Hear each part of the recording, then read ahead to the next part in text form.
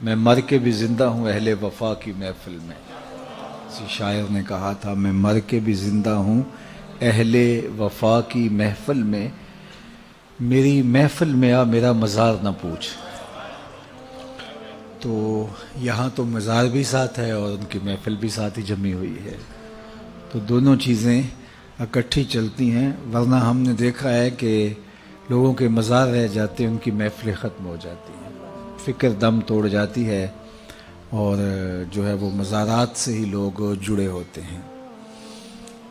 یہ ہمارا المیہ بھی ہے کہ ہم جو چیز اٹھانے والی ہوتی ہے اس کو اٹھانے کی بجائے، وہ میں دوستوں کو ایک دن کہہ رہا تھا کہ 11ویں تو ایک علمی نشست تھی حضرت سیدنا شیخ عبد القادر جیلانی علیہ رحمہ کی. اب دور و نزدیک سے لوگ آتے اور ظاہر ہے اتنا لمبا سفر کر کے آئے ہیں تو پھر ان کی جسم کی ضرورت بھی ہے، بھوک بھی لگتی ہے، تو اس کے لیے لنگر کا بھی انتظام کر دیا گیا. لنگر کا انتظام تو ضمناً کیا گیا، اصل تو علمی مجلس تھی، لیکن وہ لنگر رہ گیا اور جو اصل تھی وہ ہم نے اس کو اڑا دیا. تو یہ مزاج ہوتا ہے ہمارا. یہ لوگ عمرے سے واپس آتے ہیں، حج سے واپس آتے ہیں، تو واپس آ کے وہ وہاں کی باتیں سناتے تو مجھے بعض کا بڑا ہوتا ہے. میں دوستوں کہتا ہوں کہ بس اپنا اپنا ظرف ہوتا ہے. تو آ کے وہ سنا رہے ہوتے ہیں کہ بس وہ مدینہ شریف میں بیٹھا ہوا تھا، میرے دل میں آیا کہ بریانی ملے، تو ایک آدمی بریانی لے کے آ گیا. میرے دل میں آیا کہ کوئی جو ہے وہ مجھے پائے مل جائیں، تو وہاں تو لجپال ہیں اور بس یہ دل میں آنے کی دیر تھی. تو ایک صاحب آئے کہ آپ سب پائے کھانے، تو میں ان کے ساتھ چلا گیا اور ماشاءاللہ اتنے پائے. اور یہ مجھے اس سے کوئی اعتراض نہیں ہے، کوئی پائے کھائے تو مجھے کیا نقصان ہے، اور مجھے کوئی اس سے غصہ بھی نہیں ہے. اور دوسرا سرکار کی در سے دنیا اور دین دونوں نعمتیں ملتی ہیں. لیکن مجھے افسوس ہے کہ وہاں بھی پائے ہی کھانے گئے تھے، وہاں بھی جو ہے وہ زردے متنجن اور بریانیوں کی تلاش میں گئے تھے. وہاں تو کچھ اور لینا چاہیے تھا آپ کو، وہاں تو کچھ اور ڈھونڈنا چاہیے تھا. آہ اے ناداں تو ہی چند کلیوں پر کنات کر گیا، ورنہ گلشن میں علاج تنگی داماں بھی تھا.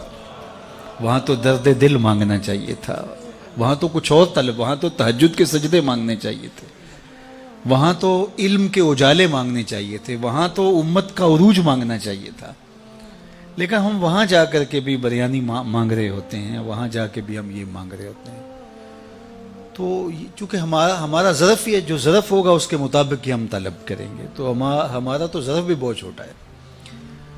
تو میں سمجھتا ہوں کہ اگر کہیں ظرف بھی مل جائے، کہیں شعور بھی مل جائے، عمل کی منزل تو بعد میں آتی ہے، وہ بھی بہت بڑی دولت ہے. آج کل ہم شعوری فقدان کا شکار ہیں، علمی فقدان کا شکار ہیں. ہم فکری طور پہ انتہائی جو ہے وہ پس ماندہ ہو گئے ہیں، اور قومیں کبھی بھی اٹھ نہیں سکتی جب تک وہ فکری طور پہ بلند نہیں ہوتی. قوموں کی نہضت، قوموں کی نشت، اس کی بنیادی علم ہے. اور اگر آپ مجھ سے پوچھیں کہ اسلام کا کوئی دوسرا نام، تو میں کہوں گا اس دین کا دوسرا نام دین علم ہے. اسلام کا اگر کوئی دوسرا نام مجھے پوچھنا چاہیں تو وہ دین علم ہے. حضور علم کی تحریک لے کر آئے تھے اور آغاز ہی اقرا سے ہوتا ہے اس دین کا، اور ہمیں پڑھنے پڑھانے کی تلقین کی گئی ہے. اور انسانی شرف کا سبب بھی علم ہے. اپنے مشارکات سے یہ جو ممتاز ہے، مناطقہ کہتے ہیں نطق ہے جو اس کو دیگر مشارکات سے ممتاز کرتا ہے. اعلی حضرت سے پوچھا گیا تو فرمایا کہ انسان کے لیے جو فصل ممیز ہے وہ نطق نہیں علم ہے. علم نے اس کو دیگر مشارکات سے ممتاز کیا، حتیٰ کہ فرشتوں سے بھی ممتاز کر دیا. آدم علیہ السلام کا تفوق جب ثابت کیا تو بوجہ علم ثابت کیا نا. جب فرشتوں نے کہا نحنو نسبح بحمدک ونقدس لک، ہم تیری تسبیح کے ترانے پڑھتے ہیں، تیری تقدیس کے گیت گاتے ہیں، اپنی وفاداری بیان کی، اللہ کی عبادت کا جو ان کا ذوق تھا اس کو بیان کیا. لیکن اللہ نے کیا کہا؟ جو میں جانتا ہوں وہ تم نہیں جانتے. اور پھر کیا ہوا؟ وَعَلَّمَ آدَمَ الْأَسْمَاءَ كُلَّهَا، آدم علیہ السلام کو مختلف اشیاء کے نام سکھائے. اور پھر وہ چیزیں پیش کی فرشتوں کے سامنے کہ ان چیزوں کے نام بتاؤ. وہ نہیں جانتے تھے تو کہا کہ اے آدم تم ان چیزوں کے نام بتاؤ. تو جب انہوں نے بتائے تو کہا میں نے کہا تھا میں زمین و آسمان کی پوشیدہ چیزوں کو جانتا ہوں. اور پھر ان کے لیے سجدے کا حکم ہوا کہ اب تعظیماً ان کے آگے اپنا سر جھکاؤ, اپنی جبین نیاز کو ان کے سامنے جھکاؤ, یا انہنا جو بھی علماء نے لکھا. تو ان کے لیے جو ہے وہ تم اپنے آپ کو جو ہے وہ عجز کے طور پہ پیش کرو, اور ان کا تفوق جو ہے تمہارے اوپر ثابت ہو گیا. کس وجہ سے؟ بوجہ علم. جن چیزوں کے نام فرشتے نہیں جانتے تھے ان چیزوں کے نام جناب آدم علیہ السلام جانتے تھے. تو آدم کا تفوق فرشتوں سے جو ہوا وہ بوجہ علم ہوا. تو پھر علم ممتاز کرتا ہے. وہ کتا جو سیکھ جائے اور کتا جو نہیں سیکھا ہوا, دونوں کے شکار میں فرق ہے. ایک کا لایا ہوا مردار ہے اور دوسرے کا لایا ہوا جو ہے وہ طیب ہے. کتا سیکھ جائے تو ممتاز ہو جاتا ہے, تو انسان کتنا ممتاز ہوگا وہ سیکھ جائے تو یہ سیکھنا ہی ہمارے لیے عزت کا سبب ہے, ہمارے لیے یہی وقار کی علامت ہے.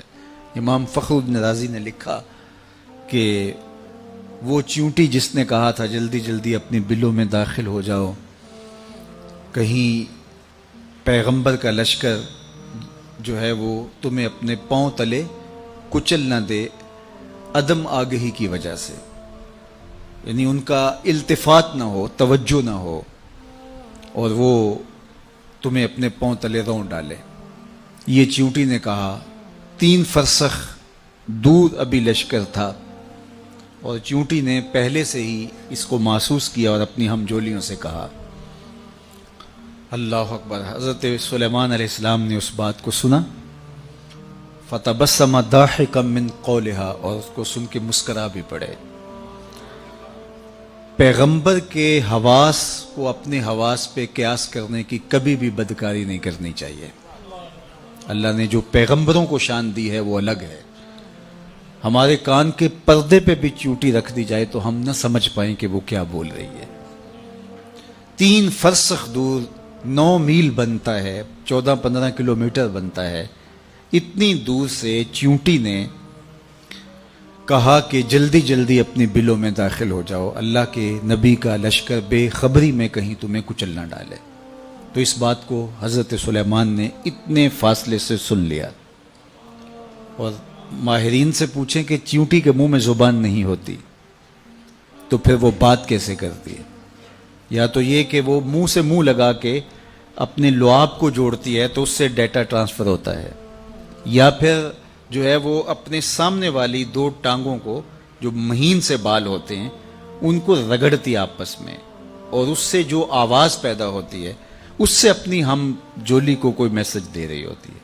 پیغمبر کی شان یہ ہے کہ 3 فرسخ دور سے چیونٹی کے مہین سے باریک سے 2 بالوں کے رگڑنے سے جو آواز پیدا ہو اس کو اتنی مسافت سے سن بھی لیتا ہے, اس سے جو مفہوم نکلتا ہے اس کو سمجھ بھی لیتا ہے.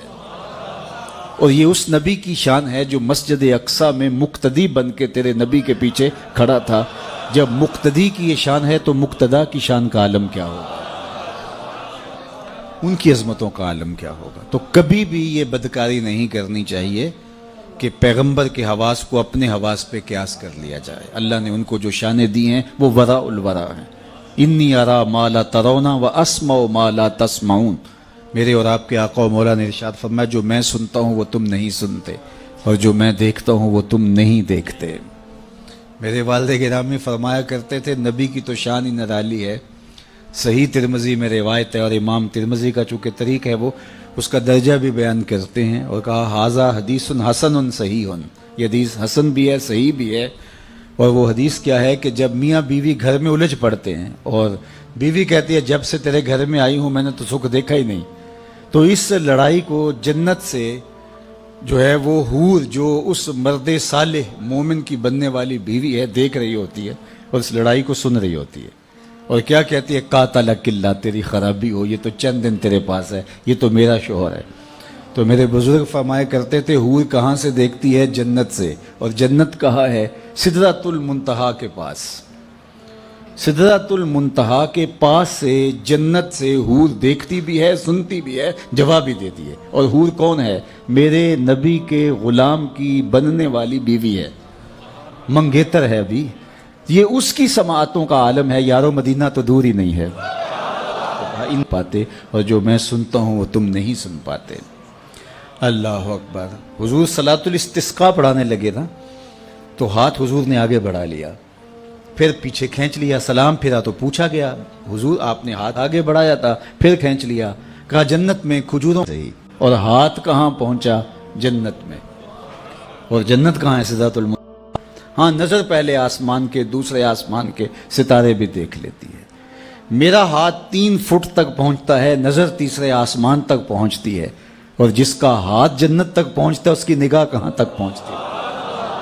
उसकी निगाहों का आलम क्या हो? तो कहा जल्दी जल्दी अपनी बिलों में दाखिल हो जाओ, अल्लाह के पैगंबर का लश्कर तुम्हें कहीं बेखबरी में कुचल ना दे। तो इस पर हजरत सुलेमान मुस्कराए। अल्लाह अकबर।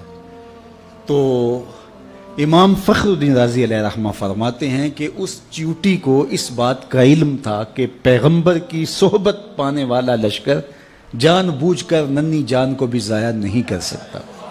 इसलिए उसने कहा कहीं बेखबरी में ना मारी जाओ, कहीं बेखबरी में ना कुचली जाओ।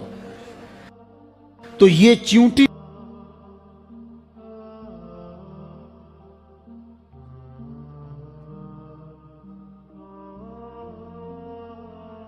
को भी इल्म था, इस इल्म की वजह से कयामत तक आने वाली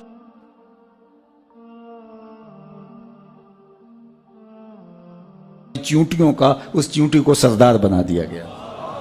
ये शऊर रखने की वजह से कि पैगंबर की सोहबत में बैठने वाला लश्कर जानबूझ के नन्ही जान को भी जाया नहीं कर सकता। अल्लाह अकबर। ये इदराक, ये शऊर एक च्यूटी भी रख सकती है, लेकिन एक तंजीम के कायद को क्यों नहीं पता? ये तो एक च्यूटी को भी इल्म है। इंसानी वजूद के साथ बम बांध करके इंसानों के अंबों में घुस जाया जाता है और फिर वो बम फटता है और छोटे छोटे बच्चों की बदन की बोटियां दीवारों से चिपक जाती हैं। और तंजीम का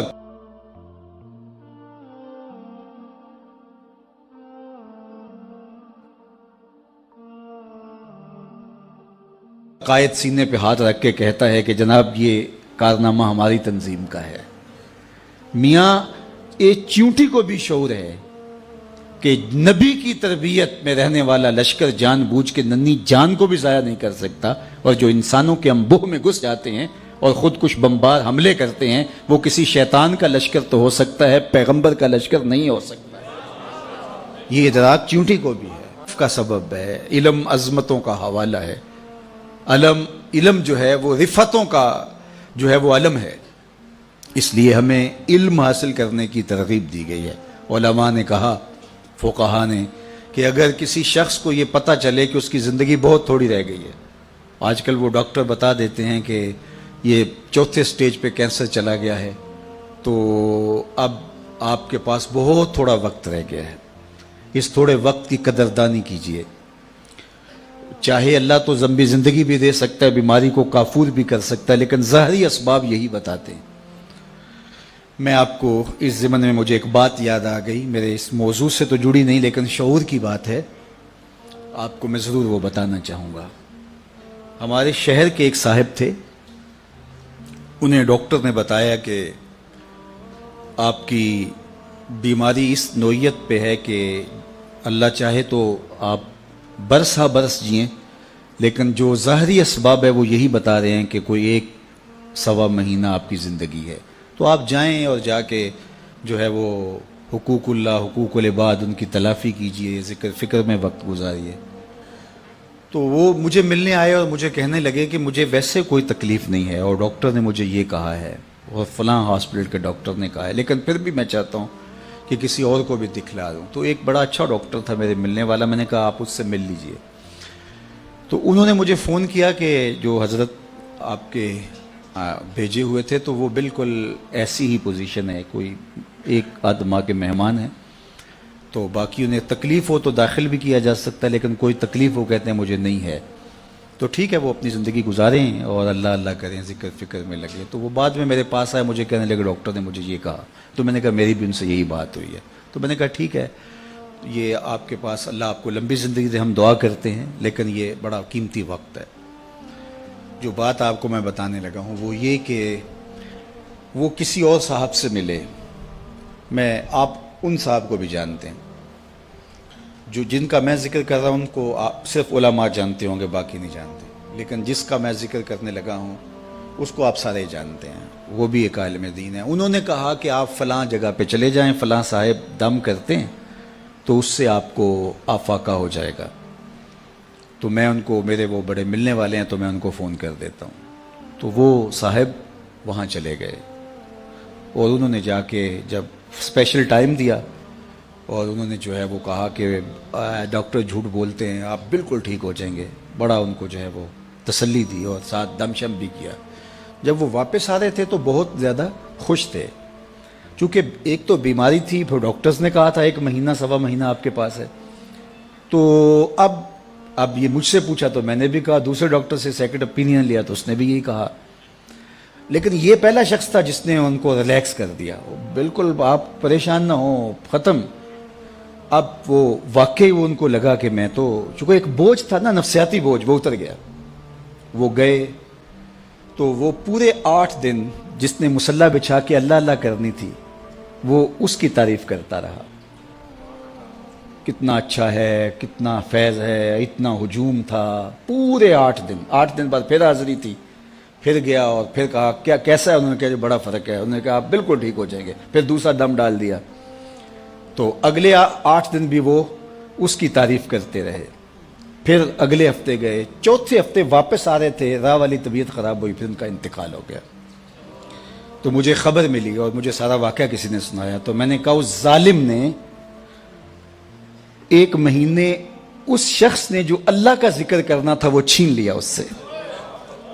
اس نے جو مصلی بچھا کے جو ہے وہ اللہ سے لو لگانی تھی وہ چھین لی.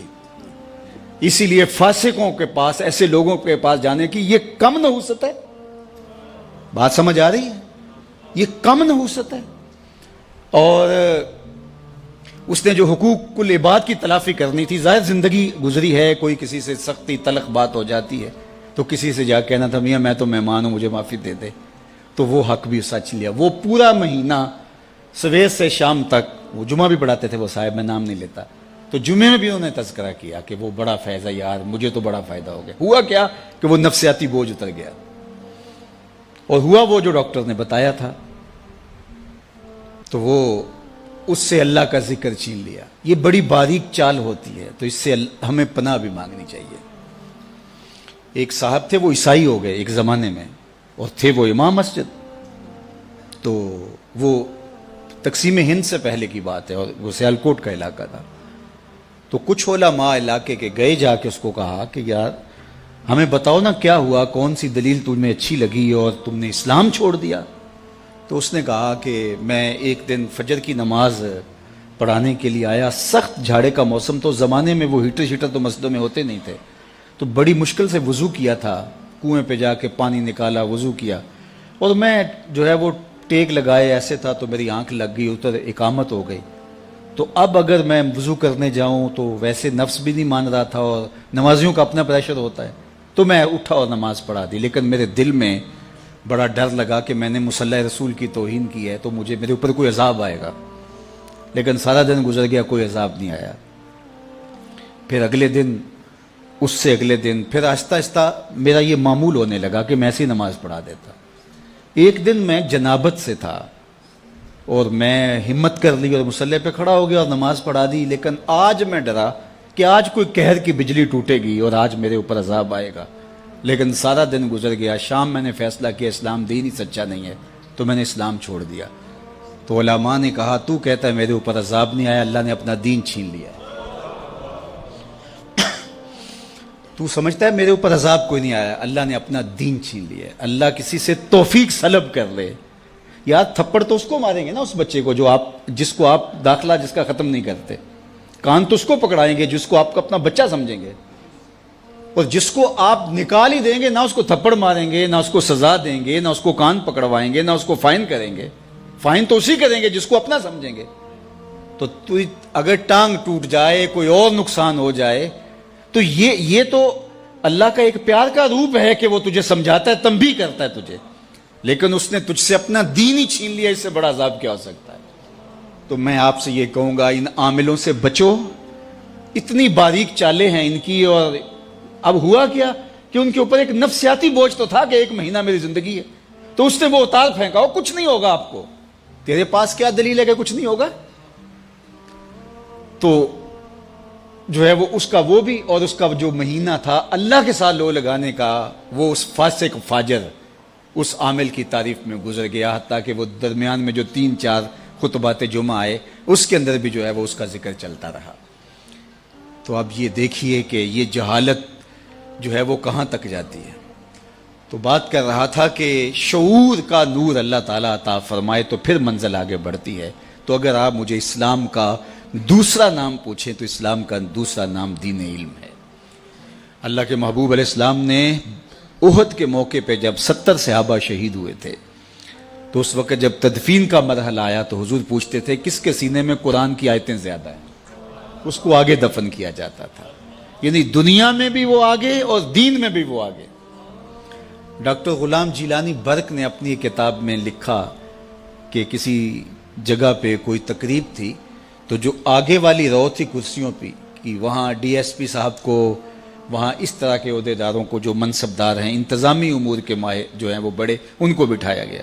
اور پیچھے والی جو ہے وہ رو تھی، وہاں ٹیچرز کو، ہیڈ ماسٹر، پروفیسر وغیرہ کو بٹھایا گیا. تو وہاں سے جو واپس آئے تو انہوں نے جو ہے وہ اپنی کتاب میں اس کا ایک ذکر کیا ہے.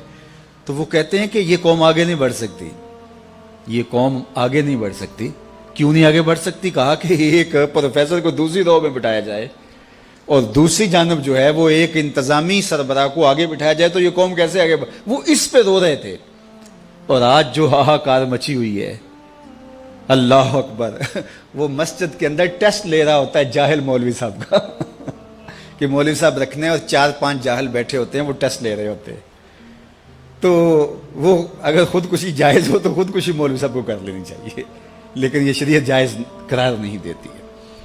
تو اب یہ جہالت ہو گئی ہے. بے وقوفاں دے نوکر ویکھے دانش مند سیانے، میاں صاحب نے کہا تھا بے وقوفاں دے نوکر ویکھے دانش مند سیانے. آج یہ تو پھر یہ قوم آگے کبھی نہیں بڑھ سکتی. 2 کو 2 سے ضرب دے تو حاصل ضرب 4 آتا ہے. یہ اللہ کا ضابطہ ہے، کبھی ہو ہی نہیں سکتا. یہ ٹکرے مارنے والی بات ہے. کبھی ہم اس سے امید لگا کے بیٹھتے ہیں، کبھی اس سے امید لگا کے بیٹھتے ہیں. کچھ بھی نہیں ہونے والا. تعمیر ہو جس سے آدم کی، یہ وہ گل ہی نہیں. اس مٹی سے کچھ نہیں نکلنے والا. جب تک ہم علم کی طرف نہیں آئیں گے، علم کی تکریم نہیں ہوگی، علم کی عزت نہیں ہوگی، علماء تیار نہیں ہوں گے، اور عصری دینی تکوینی ہر طرح کے فنی علوم، سب طرح کے علوم جب تک نہیں سیکھیں گے، کبھی بھی ہماری تقدیر نہیں بدل سکتی. یہ بات طے شدہ ہے. 2 ضرب 2 کے حاصل ضرب کی طرح ہے، اس میں کوئی دوسری رائے نہیں ہے. ہم احمقوں کی جنت میں رہتے ہیں کہ ہم سمجھتے ہیں کہ شاید ہم ایسے ہو جائیں، ایسے ہو جائیں. شارٹ کٹ سے کچھ نہیں ہوتا. جن قوموں نے آج عروج پایا ہے ان کی تاریخ پڑھ لیں، ایسا ہی ہوا ہے. تنے بزدہ سے بیزار ہے حق، خدائے زندہ زندوں کا خدا ہے. ایسا کبھی نہیں ہوگا کہ ہم ہاتھ پہ ہاتھ دھر کے بیٹھے اور علم کی آماج گاہیں اجڑ جائیں اور جاہلوں کو ہم جو ہیں وہ مناصب کے اوپر بٹھا دیں تو ہم سمجھیں کہ ہم جو ہے وہ ترقی پا جائیں. کبھی بھی نہیں ہو سکتا. اس لیے ہمیں علم کی آماج گاہوں کو آباد کرنا ہوگا. اب جو معاشرے میں پھیلا ہوا ہے، ہم اگر اس کو دیکھیں تو ہم تو مایوس ہو جاتے ہیں کہ ہم کیا کر سکتے ہیں. جب اتنا کچھ پھیلا ہوا ہے تو صرف ہمیں ہمارے حصے کا کام کرنے کا کہا گیا ہے. ہمارے ہاں ذمہ داری بھی وہی ہے اور ہمارا رب ہم سے پوچھے گا بھی اتنا ہی. اس لیے جو میری ذمہ داری ہے میں اس کو نبھاؤں اور جو آپ کی ذمہ داری ہے اس کو نبھائیں. اللہ اکبر. اور وہ ہم نے کرنا ہے. تو انشاءاللہ یہی چراغ جلیں گے تو روشنی ہوں گی. انہی عام آج گاہوں سے نور پھوٹے گا، یہیں سے اجالے پھوٹیں گے. تو اس لیے میں آپ کو کہتا ہوں کہ جہاں بھی چراغ علم روشن ہو وہاں اپنے جگر کا خون ضرور ڈالیں.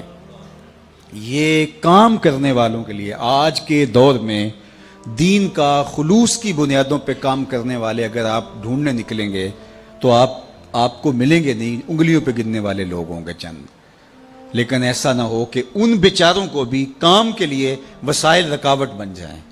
تو اللہ نے جس کو جو دیا ہے، صلاحیت ہے، مال ہے، وہ نچھاور کر دیں تاکہ ان کو کم از کم اس باب کے اندر کوئی پریشانی نہ ہو۔ ویسے بھی فرمایا گیا کہ دین کا کام درہم و دینار سے ہوگا قرب قیامت میں۔ اس کا ایک معنی تو یہ ہے کہ لوگ دین کو درہم و دینار کے بدلے میں بیچیں گے، اور دوسرا یہ ہے کہ اگر کوئی کام کرنا بھی چاہے گا تو اس کو وسائل کی بہرحال ضرورت ہوگی۔